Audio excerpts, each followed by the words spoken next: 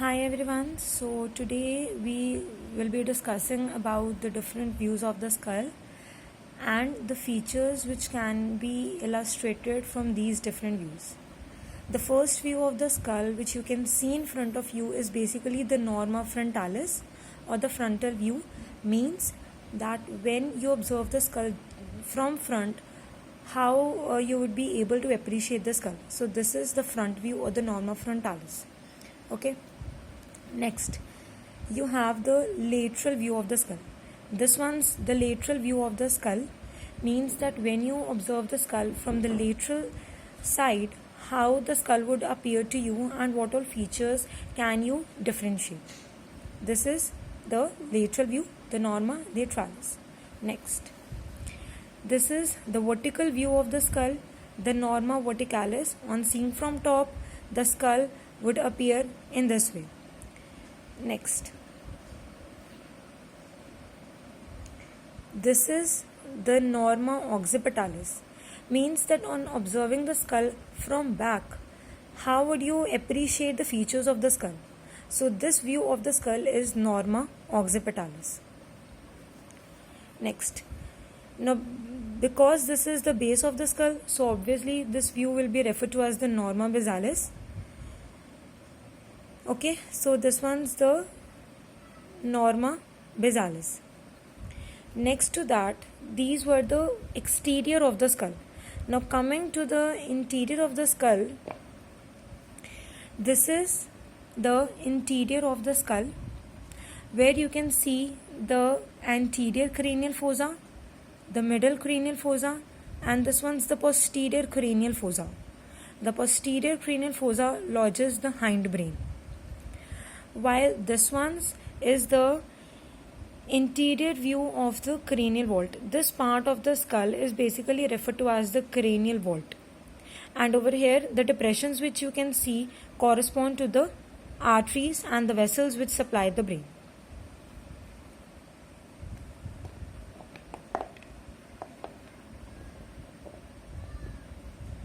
So now we'll be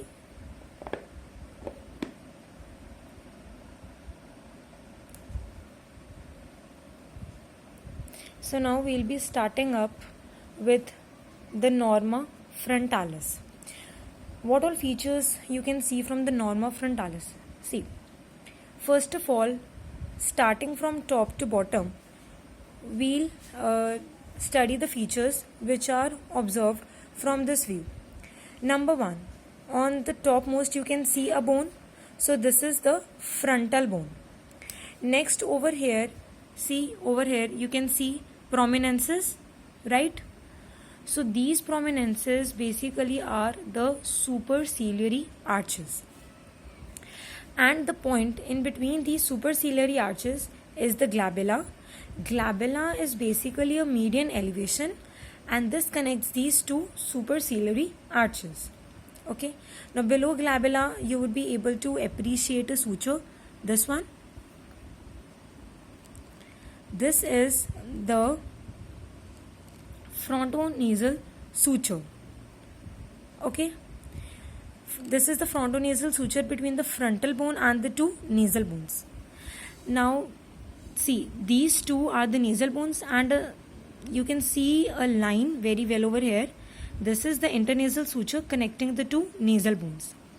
Next to that, you may be seeing these large bony sockets. So these are the orbits which lodges the eyeball. Now you can even see in this that you can find this is the orbit, and you can find a fissure on the floor of the orbit as well as on the roof. So respectively, this fissure is the inferior orbital fissure, while the superior one being the superior orbital fissure. You can remember it in this way that inferior means low, means down, नीचे. So नीचे जो fissure present होगा, that is the inferior orbital fissure, while जो roof पे fissure present होता है, that is the superior orbital fissure. Okay. Now, next to that, you would be able to appreciate these two small notches. So these are basically the supraorbital notch. Okay. Over here also you can see, now these are not notches, in fact these are foramens, and these are the infraorbital foramen. Okay. Next, these two, as I've already mentioned, are the two nasal bones with internasal suture in between them. Then over here you can see a pyramidal shaped opening, and this is basically the nasal aperture, and you can see a midline septum over here. So this is basically the nasal septum. This is the inferior nasal concha, while this one being the middle nasal concha. And as you all know that these conchae are bony elevations. Okay. Now next to that you can see this is the upper jaw or the maxilla, while this one is the lower jaw or the mandible. Okay. Now this is the zygomatic bone, and this zygomatic bone forms the prominence of cheek. Thus it is also known as the cheekbone. This suture which you can see is a suture between the zygomatic bone and the maxilla. So it's called as the zygomatico-maxillary suture. Okay. While the suture over here, see this one. Now this is the suture between the frontal bone and the zygomatic bone. So it is called as the zygomatico-fronto suture. Okay. Or frontozygomatic suture. Next. Over here you can see one like this point. This one. The point between the frontonasal suture and the internasal suture, this one. This is called as the nasion. So nasion is basically a cranial point. It is basically a cranial point joining the it is a cranial point between the frontonasal suture and the internasal suture. Okay. So these were gross features about the norma frontalis. Okay. So now just summarizing all what we have studied, let's see through the book all these features. Now see, this is what I showed you just right now on the skull. Again you can appreciate over here, this bone is the frontal bone. These are the two superciliary arches with glabella, a midline elevation in the center. This one's the supraorbital foramen, or you can say it as supraorbital notch. Basically it is supraorbital notch, and when the bone deposits, it is referred to as the supraorbital foramen.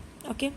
Next, these two are the nasal bones with the internasal suture between them, and this is the frontal process of the maxilla. See, this entire is maxilla, and this one's its frontonasal process, while this one you can see is the lacrimal bone.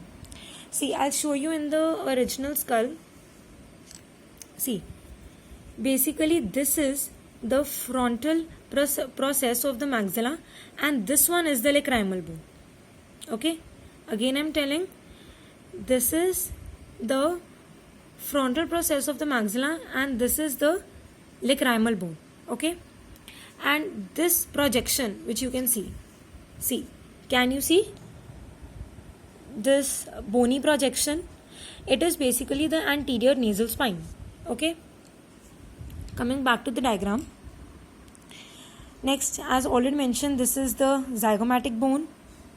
Then again this is the infraorbital foramen.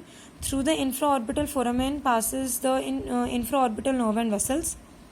Then it is the anterior nasal spine, and this is the maxilla or the upper jaw. This is the mandible or the lower jaw with the mental foramen. Okay. So over here in this skull you won't be able to appreciate the mental foramen, but over here this is the mandible, and over here you can see two points over here, two foramen you can see. So these are the mental foramen through which pass the mental nerve and vessels. So this was all about the norma frontalis. Thank you.